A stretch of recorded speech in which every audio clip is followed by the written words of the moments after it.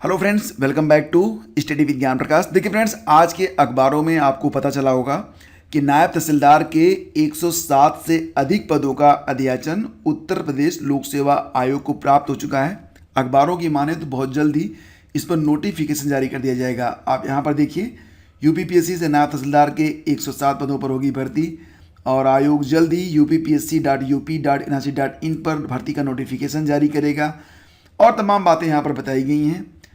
जो पदों की संख्या है वो 107 बताई गई है। 20 पद इसमें और जुड़ सकते हैं, मतलब कुल मिला के 127 पद। लेकिन अगर अप्रैल की जो खबर है उसको देखें तो नायब तहसीलदार के लिए कुल 156 पद यहाँ पर रिक्त हैं। तो इस प्रकार से पद कितने होंगे ये तो जब नोटिफिकेशन जारी होगा उसके बाद ही आपको पता चलेगा। फिलहाल आपको बताना ये था कि नायब तहसीलदार का जो पद होता है ये किस प्रकार से, इस पद पर चयन कैसे होता है। देखिए फ्रेंड्स, नायब तहसीलदार के लिए अगर आप नायब तहसीलदार बनना चाहते हैं तो इसके लिए आपको यूपीपीसीएस का फॉर्म भरना पड़ता है, क्योंकि यूपीपीसीएस के माध्यम से ही नायब तहसीलदार का चयन होता है। 2022 का नोटिफिकेशन जारी हो चुका है और इसके लिए जो प्री की परीक्षा है वो 12 जून को करवाई जा चुकी है। और अगर हम नोटिफिकेशन को देखें तो इसमें नायब तहसीलदार के पद भी हैं। मैं आपको दिखा देता हूं यहाँ पर, आप ताकि अच्छे से समझ पाएँ। तो देखिए, इसमें जो है नायब तहसीलदार का भी पद होता है। नंबर ऑफ वैकेंसीज यहाँ पर दिया गया है। कुल पदों की संख्या है यहाँ पर 250 और यहाँ पर जो पद यूपीपीसीएस के माध्यम से भरे जाते हैं उनका जो ग्रेड पे होता है वो 4600 होता है। लेकिन यहाँ पर देखिए, नायब तहसीलदार whose grade pay is 4200, 4200 grade pay होता है नायब तहसीलदार का। लेकिन ये पद भी यूपीपीसीएस परीक्षा के माध्यम से ही भरा जाता है। इसके अलावा कुछ पद और भी हैं जिनके ग्रेड पे काफ़ी शानदार हैं। 5400 तक का जो ग्रेड पेड है वो पद भी इसी के माध्यम से भरे जाते हैं। तो कौन कौन से पद होते हैं यूपीपीसीएस में तो आप जानते ही हैं। डिप्टी कलेक्टर का पद होता है जिसको आप एसडीएम कहते हैं। इसके बाद डीएसपी का पद होता है जिसको आप सीओ भी कहते हैं। बीडीओ का पद होता है, ब्लॉक डेवलपमेंट ऑफिसर का पद होता है। असिस्टेंट रीजनल ट्रांसपोर्ट ऑफिसर का पद होता है और भी तमाम पद होते हैं। सारे पदों के नाम आपको यहाँ पर दिए गए हैं और साथ ही साथ नायब तहसीलदार का भी पद इसमें रहता है। तो फ्रेंड्स, अभी तक जो ये भर्ती चल रही है वो यूपीपीसीएस के माध्यम से ही नायब तहसीलदार के जो पद होते हैं तो इस पर जो भर्ती होती है पीसीएस के माध्यम से की जाती है, पीसीएस परीक्षा के माध्यम से। किस प्रकार से आपका चयन होता है नायब तहसीलदार के लिए, तो इसके लिए जब आप पीसीएस की पूरी प्रक्रिया से गुजर लेते हैं, जैसा कि आप लोग जानते हैं, एक प्री की परीक्षा होगी, देन आफ्टर मेंस की परीक्षा होगी, फिर इंटरव्यू होता है। उसके बाद आपसे प्रेफरेंस लिया जाता है कि किस पद पर आप काम करना ज़्यादा पसंद करेंगे। तो प्रेफरेंस आपको देना पड़ता है 1 2 3 4 5 के क्रम में। अगर आपकी मेरिट अच्छी रही तो आपको आपके प्रेफरेंस का पहला पद मिलता है, नहीं तो फिर आयोग आपको कोई भी पद दे सकता है आपके मेरिट के मुताबिक। तो अगर नायब तहसीलदार आपको बनना है तो इसको आप अगर टॉप पर रखते हैं, मेरिट में आप आ जाते हैं तो आप नायब बन जाएंगे। लेकिन यहाँ पर ध्यान दीजिए कि क्योंकि यहीं पर एसडीएम का पद भी होता है, डिप्टी कलेक्टर का और डीवाईएसपी का भी पद होता है, तो कोई नायब को पहले स्थान पर तो नहीं रखता है। इसको तीसरे चौथे स्थान पर लोग रखते हैं या फिर और भी नीचे ले जाते हैं, क्योंकि सबकी अपनी अपनी पसंद होती है।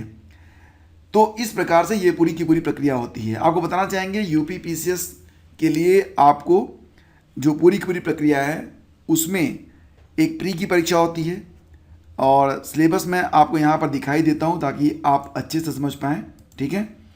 तो यहाँ पर जो प्री की परीक्षा होती है उसमें 2 पेपर आपको देना पड़ता है, ठीक है।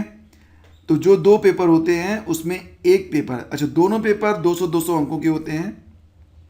जो पहला पेपर होता है वो जीएस का होता है। जीएस में 150 प्रश्न पूछे जाते हैं और इसके बाद दूसरा जो पेपर होता है वो सीसेट का पेपर होता है। सीसेट का पेपर केवल क्वालिफाइंग होता है। मुख्य परीक्षा के लिए आपकी जो मेरिट बनेगी वो किसे बनती है, वो मेरिट बनती है आपकी केवल पेपर 1 के आधार पर। लेकिन सेकंड पेपर में 33% अंक लेकर आना आपके लिए कंपलसरी है। अगर आप सेकंड पेपर को क्वालिफाई नहीं कर पाते हैं तो आप बाहर हो जाएंगे। इस प्रकार से फिर मुख्य परीक्षा होगी। मुख्य परीक्षा में कुल मिला के कितने पेपर होते हैं, 8 पेपर होते हैं। इसमें कंपलसरी होता है सभी के लिए, 6 पेपर कंपलसरी होते हैं।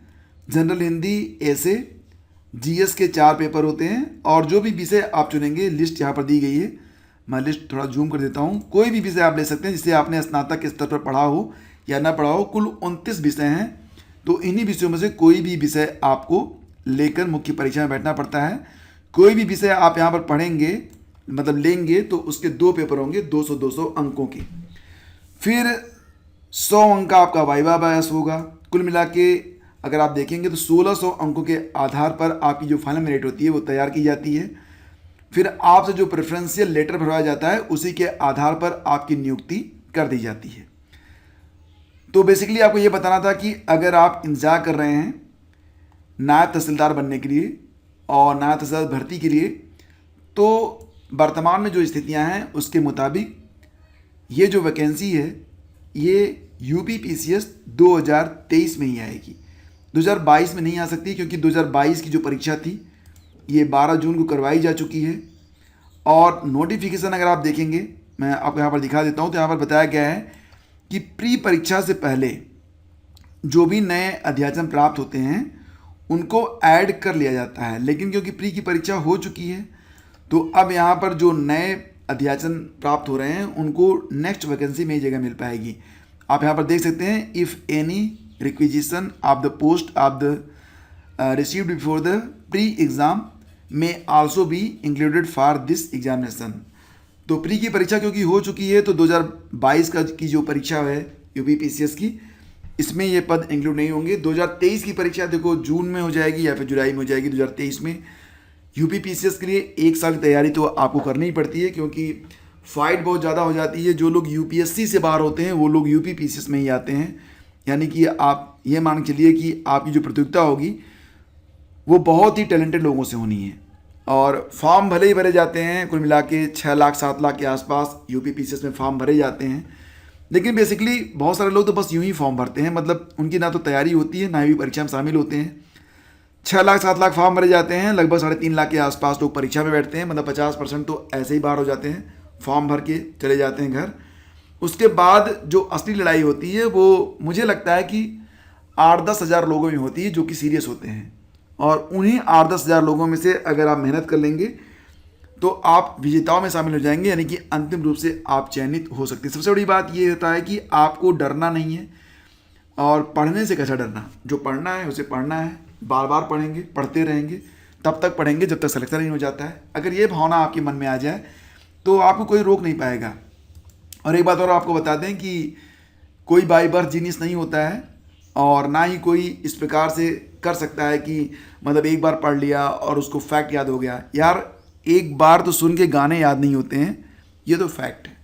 तो आपको बार बार पढ़ना पड़ता है। जो चीज़ें आपको रटनी हैं, जो चीज़ें आपको याद रखनी हैं, उसको बार बार आप देखते रहिए, तभी वो आपके दिमाग में रहेंगी। अन्यथा एक बार पढ़ के आप किताब रख देंगे तो बिल्कुल होता है ना, गाँव में जब खेती होती है तो पीछे पाटा चलाया जाता है, आगे की जुताई होती है, पीछे पीछे सब प्लेन होता जाता है, वही स्थिति बनती है। तो रिवीजन आपके लिए बहुत ही ज़रूरी है।